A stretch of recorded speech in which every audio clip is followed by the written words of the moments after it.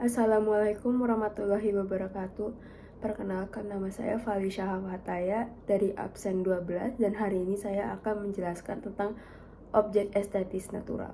Sebelumnya kita semua tahu bahwa objek estetis ini adalah suatu benda, suatu hal yang mampu men-trigger terjadinya pengalaman estetis pada seseorang. Untuk objek estetis itu sendiri terbagi lagi menjadi dua, yaitu yang pertama natural, yang kedua adalah kultural. Dan hari ini saya akan yang menjelaskan yang natural.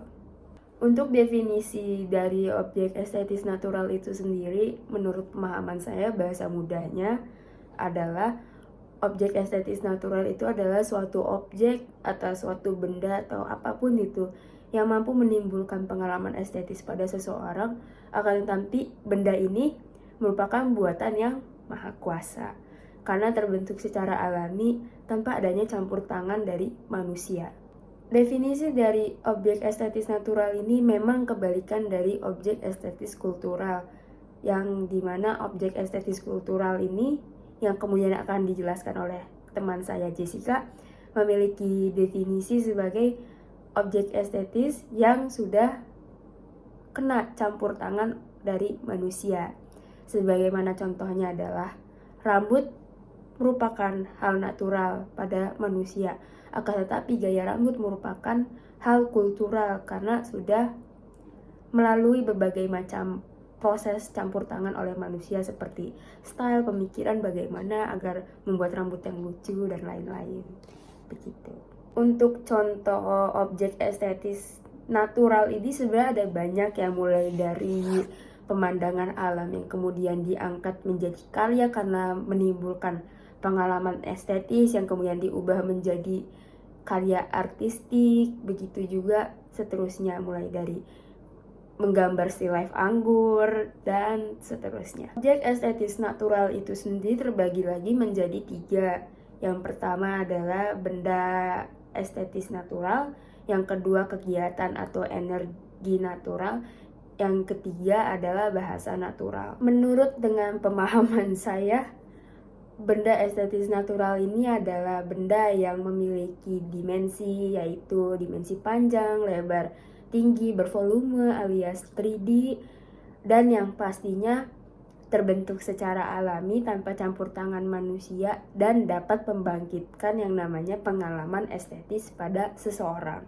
Contohnya seperti menggambar still life anggur, karena anggur memiliki bentuk yang indah, anggur itu merupakan benda estetis natural yang kemudian senimannya alias kita yang menggambar still life anggur tersebut mengalami pengalaman estetis yang kemudian si anggur diangkat menjadi sebuah karya. Lalu yang kedua ada yang namanya kegiatan atau energi natural. Aktivitas dari suatu benda estetis natural yang dapat membangkitkan pengalaman estetis itu merupakan definisi gampangnya lah dari kegiatan natural ini. Pastinya ada berbagai macam aktivitas alami, karena contoh dari aktivitas alami itu adalah sesuatu yang terjadi secara alami seperti air mengalir, gunung meletus, lalu burung-burung terbang, dan lainnya.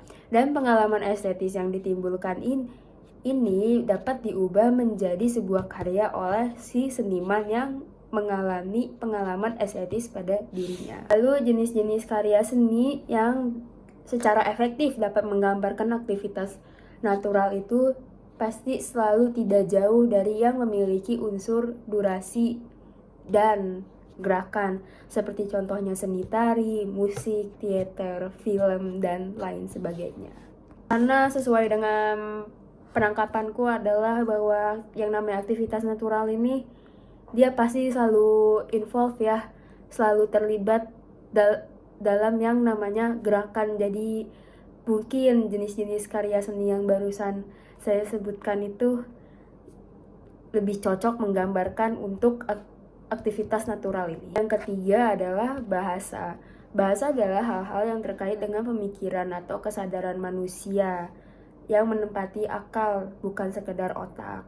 Tapi bagaimana suatu bahasa tuh bisa bersifat natural tanpa dibuat oleh pemahaman manusia? Bahasa ini akan bersifat natural jika tidak datang dari manusia, melainkan datang dari Yang Maha Kuasa. Tapi tentunya bahasa yang datang dari Maha Kuasa itu berupa yang namanya wahyu, seperti turunnya Al-Quran dan yang lain-lain, dan juga mungkin kitab-kitab lain seperti Injil atau Taurat atau Zabur dan lainnya. Tetapi dari kitab-kitab ini sendiri pun juga mampu yang namanya menimbulkan pengalaman estetis pada diri seseorang, seperti contohnya Al-Quran dapat menimbulkan pengalaman estetis, yaitu karyanya bisa berupa kaligrafi dan lainnya. Sekarang yang menjadi pertanyaan adalah, apakah bahasa yang sekarang kita gunakan ini sepenuhnya natural? Jawabannya adalah tidak, karena bahasa natural itu sudah pasti bahasa yang datang dari Yang Maha Kuasa. Akan tetapi bahasa yang datang dari Maha Kuasa ini akan menjadi modal bagi manusia untuk dapat berpikir dan menciptakan bahasa baru sesuai dengan pemahaman kita.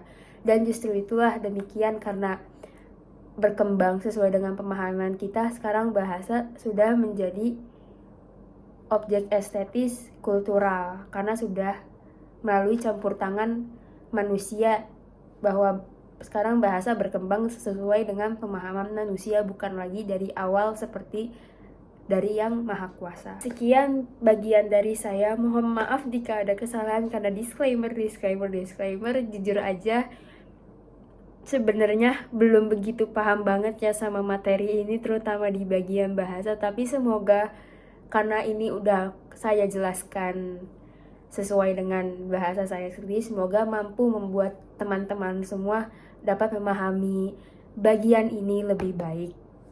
Sekian, terima kasih. Wassalamualaikum warahmatullahi wabarakatuh.